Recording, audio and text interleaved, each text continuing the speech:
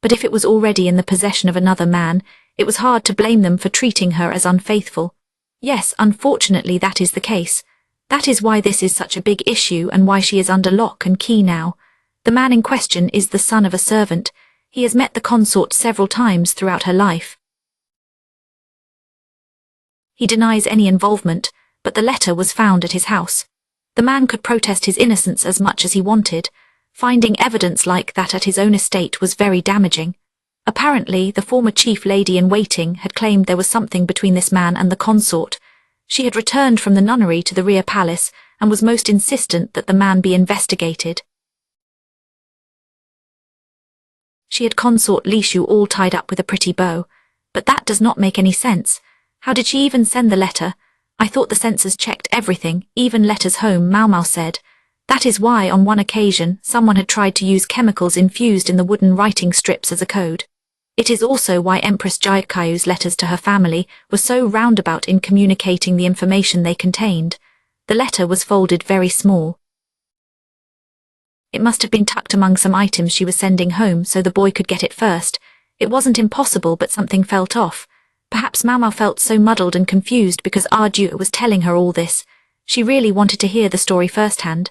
Do you think anyone could possibly get me an interview with consort Lishu, or even with this young man? She asked.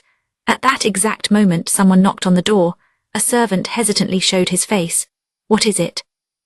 Ardu asked. The servant looked at Maomao as if he was unsure what to do. A Master Basin is here asking after Lady Maomao. It was as if he had been waiting for his cue. Basin offered only the most perfunctory of greetings to Ardu before he dragged Maomao off. If I may ask, sir, what in the world do you think you're doing? Maomao inquired. Basin arrived on horseback, not even wanting to travel by carriage. The two of them were quite noticeable as they moved through the city, with Maomao holding on behind him. She at least had a cloth covering her face. Did you hear about consort Lishu? He asked. Yes, I did. Then you must have figured it out. You must have some way to show her innocence. Maomao thought she understood what Basin was saying, but something still bothered her. I cannot meet her myself, he said. I was told to find a proxy. A woman suspected of infidelity would certainly find it difficult to meet with a man, that was true. Basin had been a lifesaver for her, and Maomao decided to tease the headstrong man. You were told this by Jinshi? She asked. I am using my own judgment. Oh, I see. Something did bother Maomao, but she didn't wish to upset the person in control of the horse, so she kept it to herself for the time being. Consort Lishu had been relocated from the pavilion she had occupied a few days before. The building was similar to the one she had in the rear palace. This showed she was still being treated as her station merited. Now she had been moved to the western part of the city. Her residence was less a palace and more a tower. It resembled a pagoda you might find at a temple. However, this one was larger, 6 stories tall with several overlapping roofs. Its lack of colour actually made it seem even more imposing.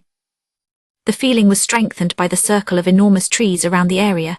It was truly impressive as buildings went, but rather modest quarters for a royal consort. The strong men standing guard at the entrance did not make it any more inviting. Basin informed Maomao that during the time of the reigning empress, a powerful courtier who had turned against her was brought here, under the excuse of having an incurable illness. They said they brought him here for a new medical procedure. This is the same place the former emperor's brothers were brought when they caught the illness that killed them. All of them died in this tower, so this place has a history. Maomao was about to speak, but she held back. The sad story seemed to lessen the seriousness of the place, making it feel like a gloomy prison. She wondered if His Majesty had ordered this. She had always thought he favoured Lishu in his own way. Basin said if we can just find a way to weaken their evidence, she could get out of here. He wanted Maomao to speak with the consort and discover the truth. Fortunately for him, Maomao wanted the same thing. However, she needed to be certain of one thing first. She pulled aside the cloth over her head to look him directly in the eye. Then she said, I will do what you ask, Master Basin, because I share your objection to consort Lishu's treatment. Maomao did feel compassion sometimes. She had first thought of Lishu as simply an unpleasant little princess, but as she witnessed misfortune happen to the young woman repeatedly, she began to sympathize with her. Surely no one could fault Maomao for attempting to help the consort in some small way. At the rear palace, Maomao had been consort Jayakaiwu's woman, so she couldn't be too vociferous in support of Li Shu. Now she didn't have that concern. What about Basin, though? Do I understand correctly that we are doing this not on Master Jinchi's orders but at your own discretion? She asked. You do? And what motivates this behavior, sir? It was the obvious thing to ask. It was so obvious, in fact, that she hadn't been able to ask the question even though it was on her mind. Who wouldn't want to help an innocent consort in trouble? Basin said. How do you know she's innocent? Maomao said flatly. Li Shu and Basin had only just met on their recent trip. They had seen each other at the banquet, that is true, but they hadn't had a chance to talk. There had been few other opportunities for them to even see each other's faces during the journey. The only time they were face to face was when the lion attacked. They had hardly spoken to each other even then. For the most part, Basin simply asked Maomao many questions about Li Shu. Now he was acting to help this young woman with no official orders, entirely on his own. Why was he doing this? I wish he wouldn't. There were people in the world who did something extraordinarily tiresome. They fell in love at first sight. They completely ignored personality and social status. They felt love well up at nothing more than a person's appearance. Maomao was quite certain that at that moment, Basin was operating under the influence of exactly such irksome feelings. It was true she had known him to get a little emotional from time to time. For the most part, Basin was quite aware of his place as Jinchi's attendant. Acting on his own volition to prove Li Shu's innocence was emphatically not a part of it. Considering all of this, Maomao wished to be very clear about one thing. Even if we establish the consort's innocence, the best you can hope for is that she returns to the rear palace. Yes. I know that. She was a flower blooming on a peak so high he would never reach it during his life. Would recognizing that be enough to put the matter to rest for him? If you mean that, sir, then very well. There were still many things Maomao wished she could say, but she decided to stop there. She wasn't any more interested than others in these matters. This happened with customers sometimes. They would fall completely in love with a courtesan the first time they saw her. They would then visit the brothel constantly. They spent every coin they had on the woman. But when the money ran out, so did the affection. Men who did not understand this would criticize the suddenly distant courtesan. They would ridicule her, and sometimes even become enraged and try to kill her. It is unsettling to see a man laughing loudly over a blood-soaked bedroom. If they were going to fall in love with a woman concealing the bags under her eyes with makeup, bags caused by a lack of sleep from entertaining customers all night, you would hope they could at least remain true to that love. If they did not realize what they were getting, then it was their own fault for being so ready to give their hearts. Maomao looked at Basin, silently begging him not to be one of those men. I know, Basin said as much to himself as to her. The words sounded heavy in his mouth, and Maomao continued to fix him with a severe look as they entered the prison. Are you well, milady? Maomao asked Consort Li Shu, though she knew she could not possibly be very well. When they had been admitted to the tower, they were given a wooden strip with the time written on it. They were told they were free to speak with Li Shu until the next bell tolled. The tower was of rather unusual construction. A staircase and hallways wound around the outside, while the interior was entirely devoted to individual rooms. Li Shu's quarters consisted of 2 simple adjoining rooms on the 3rd floor. Maomao wondered if people lived on the floors above, but it seemed not. Li Shu nodded, her face pale. Her chief lady-in-waiting was beside her. As far as Maomao could see, she had no other attendants. The room was well appointed for a criminal's cell. However, for a member of the nobility, it must have been an acute embarrassment. Maomao wondered how many people had gone mad and died in this room. She knew better than to say it out loud, though. She would only cause even more blood to drain from Li Shu's face. Instead she asked, May I inquire whether your monthly visitor has come? Li Shu said yes, finally, glancing at the ground in embarrassment. This did not necessarily mean she would be feeling physically better. However, it did offer the consolation that she would not have to be subject to further examinations. These examinations were based on the suspicion that Maomao's work was not quite right. It at least demonstrated conclusively that she was not pregnant. Would you tell me what kind of relationship you have with the man who had the letter? It is not a letter. It is just something I copied, the consort said. Maomao chose to take this as a denial of any involvement with the man, however weak the terms might have been. He is the son of a servant. He babysat me a few times when I was little. The last time I saw him was at the mansion when I returned from the nunnery. My nursemaid told me he was a very serious, grown-up person. None of this sounded like Li Shu was lying. Maomao was inclined to believe the consort. I never sent him any letters. The only reason I sent anything home was because they sent His Majesty a gift. He thought they should be sent something in return. I would not send them anything myself. The closest I get to a letter from them is when word comes from my father through my nursemaid. The irony of the situation was that it had made Li Shu far more talkative than usual. Each time her eyes met Maomao's, she would look away again. That was normal for her, and Maomao paid it no mind. I've heard the letter was tucked among a delivery to your family. Do you think such a thing is possible? She asked. It's impossible to say, answered not Li Shu, but her chief lady-in-waiting. Most of what Lady Li Shu sends home to her family are gifts from His Majesty. Someone from her household is supposed to come pick them up immediately after the rear palace has finished processing the goods. There was no stipulation about who would come to pick them up, but it seemed to have been this servant's son. Essentially, nothing could be proven, and nothing could be disproven. If Li Shu's former chief lady wanted to discredit her, it would be natural to investigate the matter. Is there no sign that the former chief lady-in-waiting herself sent anything to anyone? Maomao asked. Both Li Shu and her current chief lady shook their heads. I know at least that she didn't send anything after I wrote out that copy, Li Shu said. If the imperious former chief lady had not sent anything, her lackeys would not have been able to send anything either. Records were kept of such things in the rear palace, and it would have been easy enough to check them. How then had Li Shu's handwritten copy gotten into the young man's house? She claims this letter was packed with the shipment, but I am having trouble imagining how it actually got in there, Maomao said. It would not have been possible to physically wrap anything with that paper. Perhaps it had been put in among the packing material to prevent breakage. Apparently it was rolled up tightly, almost like a string. The paper we saw was very dirty and awfully tattered, the chief lady replied.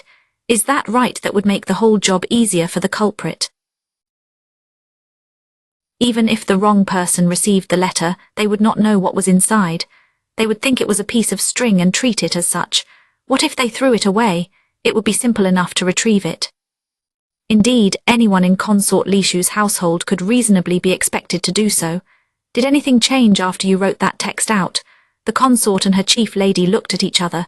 Both cocked their heads quizzically, as if to say, well, yes and no. They couldn't quite remember. Let us suppose, for the sake of argument, that the former chief lady-in-waiting really was the criminal here. The evidence certainly seemed to be mounting. Even if so, it would be a difficult plan to pull off alone. She must have had an accomplice outside the rear palace. How had they communicated with each other? Maomao told herself they could worry about that later. They were running out of time, and there was something else she wanted to ask. One more thing then, she said, and pulled out some paper and a portable writing set. This novel the maid asked you to copy. Would you write down as much about it as you remember? She immediately began grinding the ink. Wouldn't you like some tea, Lady Li Shu? Kanan, the consort's chief lady-in-waiting, asked. She had been asking that question for some time. She continued to ask questions. Li Shu shook her head. She had nothing to do except drink tea. However, she felt as if she drank any more her belly would turn to mush. Kanan was the only lady in waiting there with Li Shu. One lady was enough under the circumstances, but the humiliating thing was that Li Shu had never been specifically told not to bring her other women. Only Kanan had been willing to follow her here. Li Shu had been starting to think she was finally getting a little closer to some of her other ladies in waiting, but apparently that had been a delusion. This was particularly true when it came to the maid for whom Li Shu had copied out a novel, because the girl could not read herself. Because of this, Li Shu was now considered a criminal. It was enough to make her want to cry, but crying would do nothing but make life harder for Kanan, the one person who had actually stayed with her. Here in her tower, Li Shu had no particular amusements, not even any windows. There was no way to pass the time. She had two choices: eating or sleeping. Very little light entered her room, so even during the day she needed to light candles to see. The constant, clinging gloom only made her depression worse. The only people who had visited her were the apothecary, who had once served in the rear palace, and Lishu's father Aryuo, just one time. Lishu was sent to this tower right after Arju arrived. She did not expect to see the former consort for some time. Her father had asked only one question. He wanted to know, so you really didn't pull that ridiculous stunt? Lishu answered weakly, no sir. She had managed only that much. The apothecary had proven Aryuo was truly her real father, but long-standing grudges did not instantly disappear in real life as they often did in plays. Her father might finally believe she was his daughter, but he had other children as well. He had rejected her mother. Why should he suddenly feel any warmth for the daughter he had with her? Lishu had known perfectly well that things were unlikely to change, yet it grieved her to be confronted with the reality. I am going to clean these up then, milady, Kanan said. He collected the tea implements and took them out of the room. There was nowhere to get water in Lishu's chambers, so all washing had to be done on a lower floor. Kanan was allowed some mobility, but Lishu had to stay on the third floor. She could only go downstairs with permission from her guard. Lishu sighed and stretched out across her table. The old building creaked and cracked every time she moved. The upper levels seemed to be in an even worse state. Lishu sometimes worried that the ceiling might come clean off one day. It seemed to her that someone else was locked up here besides her. Because the staircase wound around the outside of the building, getting to the upper levels required passing the rooms on the lower floors. Several times each day, someone who was Lishu or Kanan took the stairs going up. Kanan said this person would be carrying food or changes of clothes. Therefore, someone else must have been in the same situation as Lishu. She had no way of finding out who it was, and even if she did, she might have been better off not knowing. With nothing else to do, Lishu thought she might try to sleep. Then she heard a noise from above her. She looked at the ceiling in surprise. It was an old building, so there must be some mice around. But one does grow anxious when one is in a dimly lit room by oneself. Lishu was so frightened that she thought she might try to step outside. Tump, tump, tump. Mice did not have footsteps like that. Lishu was still frightened, but she was also strangely intrigued now. The sounds seemed to be coming from above the next room. So Lishu took the cover from her bed and, draping it over her head, peeked cautiously through the door. You are just a little mouse, right? Say squeak, it was a silly request. Before, when Lishu had been ignorant of the mockery from her ladies-in-waiting, she had taken an imperious attitude with maids who came to her pavilion. She frequently issued just such childish demands. She had been told that you had to assert yourself with these lowly types so that they knew their place, and she had believed it uncritically. It was no wonder the maids hadn't liked her. She couldn't do anything for herself, yet she went around giving orders. The muffled thumping stopped. Lishu was just letting out a sigh of relief when there was a tremendous crash. The crash was accompanied by a tinkling sound of something breaking. Lishu was so startled she fell flat on her behind. Then she heard much more than a squeak. Hello, a voice said, is someone there? Chapter 14 Scandal Part 2. Do you recall any books like this? Maomao asked, showing the summary Lishu had written to the old man who ran the bookstore. She had tried to get Lishu to write down the main points of the story and some of her thoughts about it. They hadn't had time for anything more. Unfortunately, Lishu hadn't been able to remember the title of the book, among other things. She had only been copying the part the maid requested. She had given the rest of the book only a quick read. There wasn't much Maomao could do.